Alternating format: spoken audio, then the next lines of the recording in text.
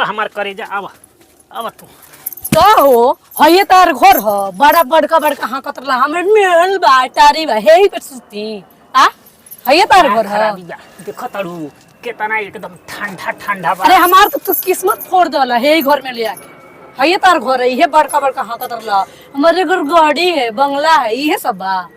ए तू चिंता मत करो उहो बा लेकिन हमार दूसर का गांव में बा हमार हाँ हाँ अब झूठ पे झूठ कितना बोल हे पे सुती का चरर मरर करी झाट लेखा एगो चारपाई नहीं कोई पे चलता रहा बड़का बड़का बोले।